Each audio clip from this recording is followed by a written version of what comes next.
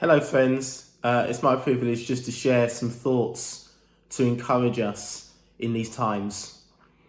I've been thinking quite a lot recently about the whole concept of silence and what that really means, and how the different types of silence in different situations can affect us in very different ways.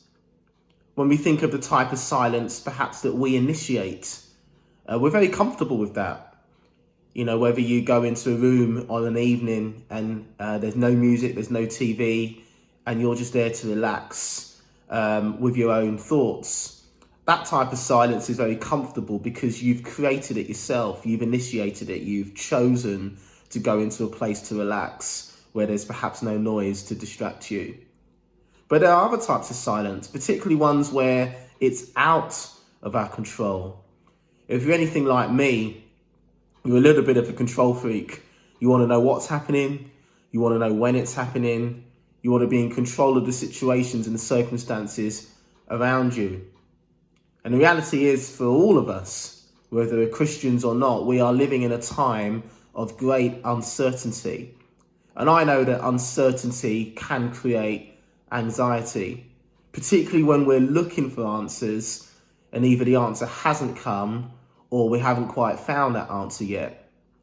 Even when we listen to what's going on with the press conferences from the government and all those kind of things, they are not being held to a particular set of answers, and rightly so, because they can't give them in this time. They can't say definitively when things will change or when things will end. And I know for us as believers, as praying people, we have to be open to the fact that when we come to God, we come into his presence and we pray, either we may not get the answer that we want, or we may not get any answer at all. But you know what? I really think it's important for us to hold on to that fact that in those moments where we don't necessarily hear anything, the truth is that God is still there and he is still working. But perhaps is not just giving us the answers that we want. I was listening to a song recently that I would encourage every single one of us to find on YouTube or Spotify and let it soak over you, because I believe it's a prophetic word for us in this moment. It's by Tim Hughes and it's called When the Tears Fall. And there are certain lyrics in that song that really strike home to me right now. He says there are questions without answers.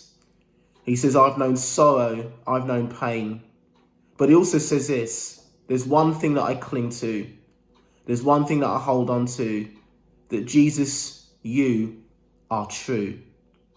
And so my encouragement for us as we continue to walk this journey, as we continue to walk through these unprecedented times, that in times of silence that we've not initiated, in the times of silence where perhaps we're looking for answers, but they've not quite come yet, or we're looking for solutions, but we can't quite see them yet. My encouragement for us all is to continue in that place of faith, the faith that is sure of what we hope for, and the faith that is certain of what we do not or cannot see. That Jesus is still working, he's still moving, he's still faithful, he's still true, even in the times of silence. For me, that's true faith, and that is placing our faith on the rock that is Jesus. May God bless you.